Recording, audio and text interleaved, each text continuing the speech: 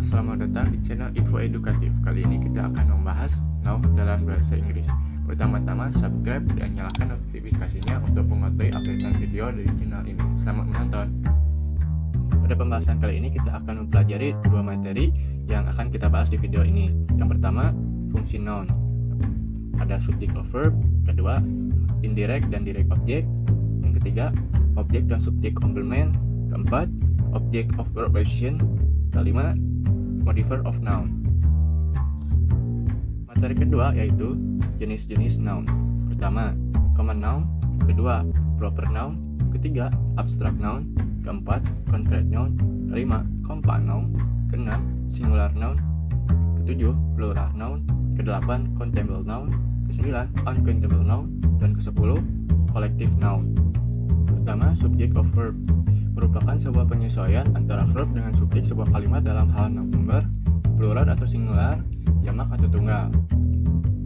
Subjek dapat berupa pronoun, noun, atau jenis lainnya. Dasarnya singular objek atau subjek tunggal menggunakan singular verb atau kata kerja tunggal, sedangkan plural subjek atau subjek jamak menggunakan plural verb atau kata kerja jamak. Contoh, James doesn't like vegetables. Yang kedua, basketballs roll across the floor. Yang kedua yaitu direct object dan indirect. Direct object adalah objek dan subjek komplement pada suatu kalimat yang menerima aksi atau merupakan sasaran dari verb atau kata kerja. Kata kerja tersebut merupakan action verb dan sekaligus transitive verb. Tanpa direct object, kalimat dengan transitive verb menjadi tidak lengkap maknanya atau tidak make sense. Direct object menjawab pertanyaan whom atau what setelah action verb. Contoh, I will take Harry to your house soon. Indirect object adalah noun, pronoun, atau noun substitute yang menerangkan untuk siapa atau apa yang dilakukan oleh action verb. Objek ini menjawab pertanyaan to, for, whom, atau to, for, the what. Suatu kata kerja diikuti indirect object hanya jika memiliki direct object. Kedua objek tersebut selalu orang, tempat, benda, binatang, maupun hal yang berbeda. 3. Subjek dan objek komplement. Subjek komplement adalah suatu kata untuk menerangkan atau menggambarkan subjek kalimat. Contoh, I was a student for Ted High School 3 years ago. Objek komplement juga berfungsi menerangkan. Perbedaannya, subjek komplement menerangkan subjek, tetapi objek komplement menerangkan direct objek. Objek komplement dapat berupa noun, pronoun, dan adjektif. Kata kerja to infinite perbuatan, to make, to cry, dan penamaan, to name, to call, biasanya dalam struktur frasa atau kalimatnya akan mengandung objek komplement. Contoh, I will paint my bedroom blue and pink. Blue and pink merupakan objek pelengkap.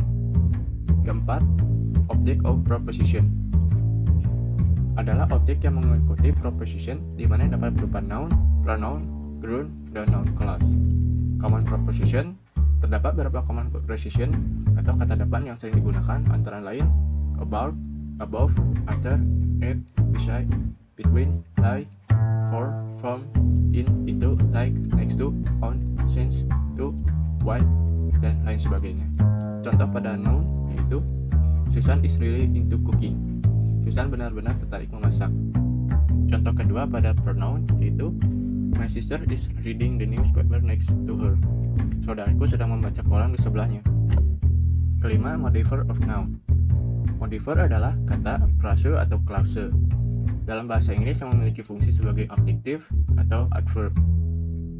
Dalam bahasa Inggris, kata atau kelompok kata yang diterangkan tersebut dikenal dengan head.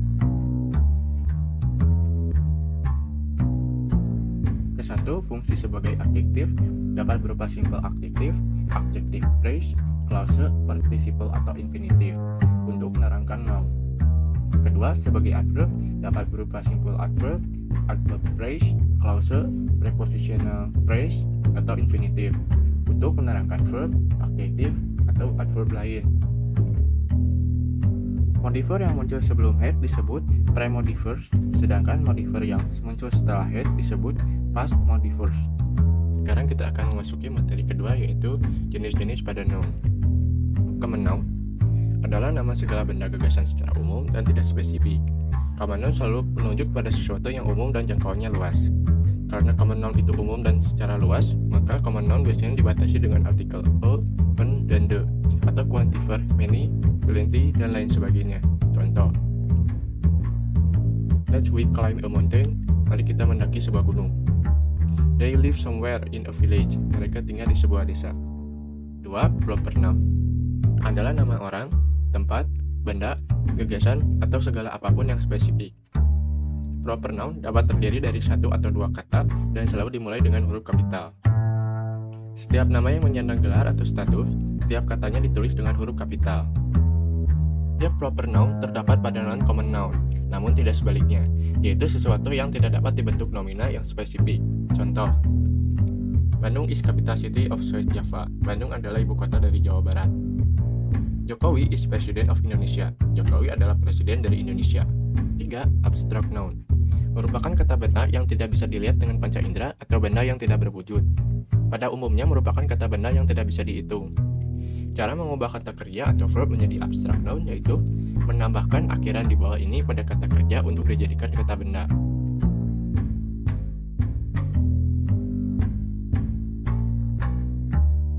Contoh kata: advertisement, connection, action, difference, delivery, swimming, dan lain sebagainya.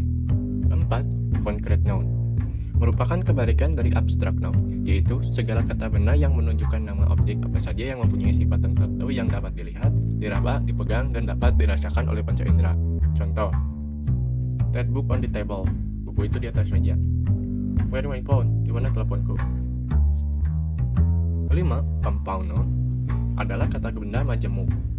Compound noun memiliki dua bagian. Bagian pertama menjelaskan jenis benda atau orang atau tujuannya. Bagian kedua mengidentifikasi benda atau orang yang dijelaskannya di bagian pertama. Contoh, noun plus noun, bedroom atau kamar tidur. Penjelasannya terdiri dari kedua kata bagian pertama yaitu bed dan kata bagian kedua adalah room. Noun per adverb, hang around atau gantungan.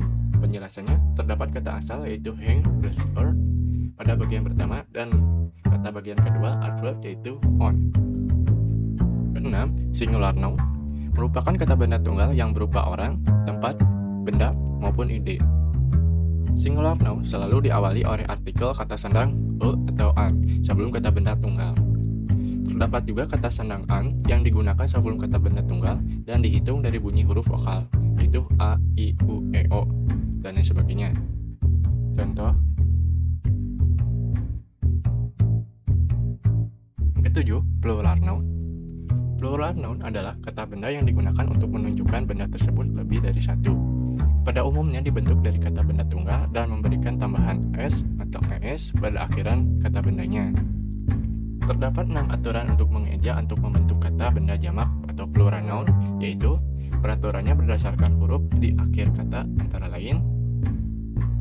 Kedua, untuk sebagian besar kata benda tunggal dengan menambahkan akhiran s di akhir kata benda. Contoh, girl menjadi girls. Ketiga, mengubah akhiran y yang diawali oleh huruf mati atau konsonan pada benda tunggal menjadi akhiran i dan kemudian ditambahkan s. Contoh, boy menjadi boys, sky jadi skies, dan lain sebagainya. Keempat, kata benda yang berakhiran f atau fe dengan menambahkan s atau kata benda berakhiran f atau v dengan menambahkan s atau es. Contoh, roof jadi roofs, life jadi lives. Kelima, kata benda yang diakhirin huruf o dengan menambahkan s atau es. Contoh, piano menjadi pianos, potato jadi potatoes, dan lain sebagainya. Beberapa kata benda yang memiliki bentuk jamak tidak beraturan seperti irregular, plural form. Contoh, man jadi man, woman jadi woman, dan lain sebagainya. 8. Countable noun adalah kata benda yang dapat dihitung. Untuk countable noun dalam bentuk tunggal, maka menambahkan huruf pada akhir kata kerja s, es, atau is untuk simbol present tense dan menggunakan kata kerja bantu is atau pada was di past tense. Jika dalam bentuk jamak, maka kata kerjanya dapat menambahkan s, es, atau is pada akhir kata kerja untuk simple present tense atau menggunakan kata kerja bantu are atau were pada past tense. Dapat diubah menjadi bentuk jamak atau tunggal. Dapat juga menggunakan kata sandang artikel e, an atau the di depan kata benda tunggal atau kata sendang the dan di depan kata benda jamak. Contoh, there are 2 books at your bag. Ada 2 buku di tasmu. In the library, there are 2 tables and 8 chairs. Di perpustakaan ada 2 meja dan 8 kursi. 9. Uncountable noun merupakan kata yang tidak dapat dihitung dan merupakan kebalikan dari countable noun. Tidak dapat menggunakan kata sandang a atau an meskipun dalam bentuk tunggal, tetapi dapat menggunakan kata sandang the. Contoh, I always drink the water. Tidak dapat dibentuk jamak dan selalu dalam bentuk tunggal atau singular. Contoh, coconut water is very good for healthy. Dapat menggunakan kata much, tetapi tidak boleh menggunakan kata many, a lot of, a great deal of, atau plenty of yang berarti banyak. Contoh, Jerry doesn't have much time. 10. Collective noun adalah kata yang merujuk pada kumpulan hal-hal yang diambil secara keseluruhan atau kata yang dibentuk oleh kata benda tunggal yang terdiri lebih dari satu. Semisal sand atau pasir, water, sky, dan lain sebagainya. Contoh, student then seems to have much to homework this day. Siswa-siswa sebenarnya tidak perlu banyak PR hari ini. There is some drink on the table. Ada beberapa minuman di meja. Sekian, terima kasih telah menonton. Dan jangan lupa untuk subscribe dan nyalakan notifikasinya untuk mengetahui updatean video di channel ini. Terima kasih.